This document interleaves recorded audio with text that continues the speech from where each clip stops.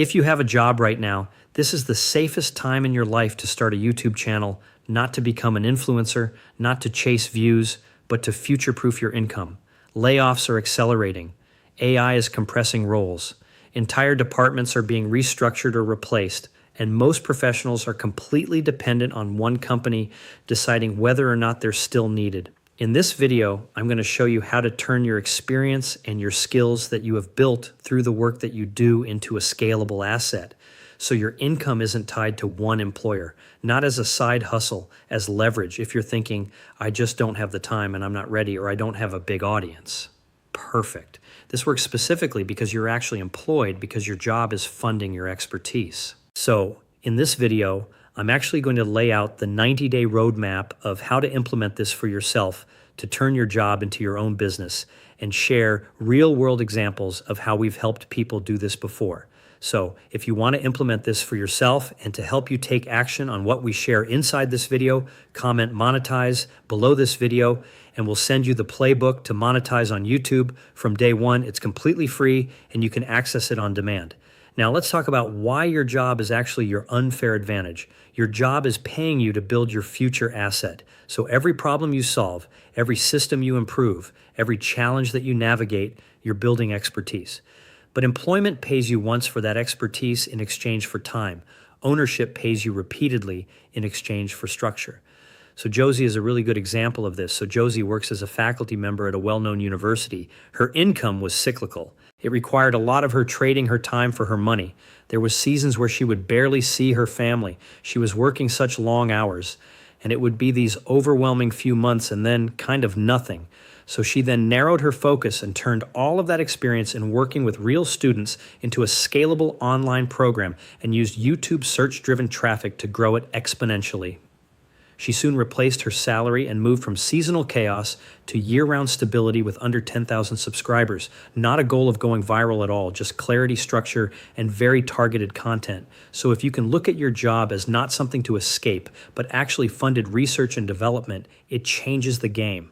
So if you want to know exactly how Josie did this and follow in her footsteps, be sure to grab that Monetize from Day One playbook in the link in the description. Now, there is another advantage that most people overlook. Most new businesses are ruined by desperation. Your paycheck makes that a non-issue. Any way you slice it, starting a business is risky, but that risk drops dramatically when you're not betting your mortgage on it. Financial pressure creates undercharging, rushed launches, wrong fit clients, bad decisions. When you have a safety net, you can build strategically and not reactively, which is a massive unfair advantage. You can validate before committing, and you can focus on real transformation instead of fast cash. So your job is not a distraction. It's actually insulation, so there's no need to rush to quit. Now here's where most people waste that advantage. They think the answer is to just go ahead and share their expertise online. And yeah, that can be a fun little game to play for a little bit, but you very quickly realize that if you rush into content, you are building a business on a broken foundation. You don't need content, you need signal. Because most people assume, well, I'll just do social media. I'll be everywhere. I should be on all the platforms, Instagram, TikTok, X, posting daily. That is noise. Noise is just activity without any leverage. Signal is clarity. Signal says this is the exact problem I solve. And this is what I am the expert on. When you have a job, you don't have time for noise. That constraint and that lack of time actually forces precision. So a great example of signal versus noise is Katie. She's a veterinarian, and she was working such long days in her clinic, and she was totally burnt out doing that. But she didn't want to become just a general pet influencer. She got really, really laser focused on what she could solve and what she could be known for, which was chronic illness for pets, specifically centered around gut health, specific buyer, specific pain, specific solution. And that led Katie to launching her program before she even built it and generating $52,000 in sales. And her business has now gone on to generate multiple six figures. And she's no longer working in her clinic, but she's helping pet parents all over the world. So you might be thinking, well, if I go broad, I'll reach more people. And yes, you might reach more people, but reach does not equal revenue. Specificity, clear signal, clearly stating who you're for and who you're not. That is what leads to true leverage, long-term growth, and a healthy, sustainable income. And again, You may not be building an online program. You might be wanting to use YouTube to drive traffic to something else. But in our case, that's what we help people do. We combine your earned wisdom, knowledge, skills, authority with creating scalable authority through an online program and leveraging YouTube to drive traffic to it consistently. So every single video you post creates more leads and more sales and more impact for the business that you're growing. So the lesson here is this. You don't need hundreds of thousands of people in your audience. And you certainly don't need to fall into the very common and unfortunate trap of thinking you need to grow an audience first before you can monetize anything. That's simply not true. You need a small targeted audience of the right buyers. And oftentimes those people are already within your realm. And YouTube is so powerful at magnifying your message and getting into the hands of the right people because it is an intent-based platform. People are typing in real problems. They're looking for real solutions. You pop up. You're not pushing yourself in a feed, hoping you get seen, creating hundreds of pieces of content just to stay relevant. You're creating compounding assets with every video you make. That is signal, and signal becomes incredibly powerful when you attach it to structure. So how do you kind of bring it all together? So YouTube is the front door. That's how you want to visualize it and think about it. Structure is the real asset. So we call this the owned audience engine. And this is why you do not need to build a big audience. You do not even have to have an audience to begin with. You're going to create a system that brings the right people and the buyers that you can really impact on the deepest level to you. So it starts with having strategic YouTube content, and this is discoverable content. This could also be done on a blog platform. Anything that is SEO driven. Again, this is also happening on AI platforms, and it's only going to happen more so that it is search driven and how those platforms are used. So the second crucial piece of having an owned audience engine is that you have somewhere to send people. The biggest mistake that you can make, and that I see so many people make, we talk to people like this every single day. They've spent years building these audiences assuming, well, they follow me, so of course they're going to buy something from me eventually. But that's the problem. Reach does not equal revenue. Having a focused audience of the right people, that is true leverage. So if you think people are going to remember you just because they saw you in your feed for 5 seconds or they found a video on YouTube, you are sadly mistaken. So you have to remember that the second core piece of this has to be sending them to something that you own. So that usually looks like a relevant lead magnet, something that's going to be even more supportive and helpful to the person that is following you who actually has the intent to potentially work with you later on, because it is a big mistake to think that your audience is an audience full of buyers. Right? Especially if you've built it in a way that's a little more broad, a little more general, a little more surface level. So in order for people to remember you and for you to have an audience that you can tap into and find your most ideal clients pretty much on demand, you have to own an email list. And that starts by having a valuable asset that you can provide to people, a PDF, an ebook, a lead magnet, whatever it may be, a webinar. You have to have something set up that people can use to educate themselves on why you are the best at what you do and get into your world. And then that leads us to the third piece of the owned audience engine, which is crucial if you haven't figured that out yet, is the email list. So you need to make sure that you're getting people onto that list through your asset. We call it a bridge asset. And then once they're on your email list, you are nurturing them. You are providing them value every time you create a piece of content. And this is a huge unfair advantage. You have a built-in audience of targeted people who actually care on your email list, So you own your audience instead of hoping that the algorithm will push your content to the audience that needs to see it. And we actually see this all the time, even on YouTube. If we publish a video and we don't send that video to our email list, the drastic difference in traction and engagement is massive. So having an audience that you want on your email list not only hacks the algorithm and allows you to really own it instead of it being in charge of you, and it helps you to continue to nurture the people on that email list to show up consistently as the expert and authority that they're looking for until they're in a place where they're like, I got to work with you. I need to buy something from you. And then the fourth piece of the owned audience engine is the offer. So whatever that may be in our case, it is a scalable program. So we turn years of experience, wisdom, knowledge, and skill sets into a scalable online program that becomes a scalable online business. So really simply put, it's content-owned audience offer, and that is how you turn earned authority into a scalable income. not $19 ebooks, not chasing view structure. So one of our clients was the head of analytics at Vimeo, and in her first year of creating her scalable online program, she was able to generate $100,000 in income. And she was since been able to leave her job and turn this into her full-time business. So she was senior level, highly skilled, deep expertise, but her income was still tied to employment. But she didn't just quit, she validated first. And she had the room to do that because she had a bit of a security blanket. No viral fame, no mass audience, just really clear on who she served and what she could do for them. Clarity and, like I said, structure. So the shift isn't to just start posting. That's actually the worst way to do this. The shift is turn your knowledge and expertise into a structured asset before you think you even need it. And that is how you future-proof yourself, your knowledge, your income. And now I want to dive into that 90-day roadmap so you can see exactly how this needs to be laid out and really make this concrete. So day 1 through 30 of this 90-day plan is really simple. People make the mistake of going into selling first. What are you selling and who are you selling it to? I promise you that is a game plan for no one wanting to buy what you have to offer. So we use this as an opportunity to do market research, which is the most important part of building a business that's actually built to last. So talk to your first set of people. Could be 10, 20 people. Could it be even people that you know are in your realm, in your network, your peers, people in your industry, people that would potentially be folks that you could help or serve or know, folks that you could help or serve with the program you want to create.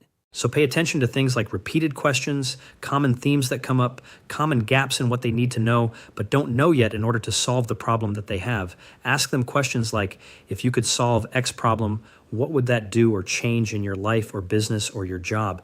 If you could wave a magic wand and solve this problem today, what would that look like for you? What do you feel like you need in order to achieve this outcome, whatever that outcome may be? What is keeping you up at night about this? You want to understand and get really deep into how they are thinking and feeling, because you know what it does? It fast tracks your marketing. When do you get to that stage? And it fast tracks how you create something that really is going to impact people at the deepest level, because you are not making it up. You're not guessing. You're not thinking you're the expert on how to create a program that serves them. They are literally spoon feeding it to you. So as simple as asking, what are you struggling with? What have you tried? What do you wish existed? You're not selling. You are simply taking a month to validate. And I always like to say, choose your heart. You can choose your heart of making a thing, spending years trying to develop a product that you think is going to sell and hope that it sells, and then you launch it and it's crickets. Or you can choose your heart of doing 30 days of intensive research to really understand what the market needs and then launching the thing that they actually need. Now, through day 3160, you still might want to do a little bit of research and talk to more people. So all you're going to do, you're not building anything. And I want to make that really clear. You're creating a simple outline. It can actually just live in a Google Doc. That's what we recommend. Simplicity is key. So how it looks in structure is you create the zero state of where your most ideal client is when they're in the most challenged, pain, frustrated state, and the hero state of where they want to go, their dream, desired outcome. The more specific it is, the better. From there, you create the key lessons and the outcomes you're going to provide them to get them from zero to hero as efficiently as possible, because people are not paying for your information, your brain, your knowledge, and all of the things that you could brain dump into a program. Nobody has time for that. We are drowning in information. They are paying for the efficiency in achieving that transformation. Then you pre-sell it. And we call this the POP method, which is profitable offer prototype. It is not a fully built program. It is the most ugly version of your program. It is bare bones built in Google Docs. You build it out week by week. As long as you have the outline of how to get them from zero to hero, then you can build it live week by week. So once you pre-el it, then you actually move into delivery. And this is day 61 to 90 of the plan. So you're going to deliver this live. Really simple. 2 hours a week, one session generally, Zoom, Google Docs, and a private community that can be hosted on a multitude of different platforms.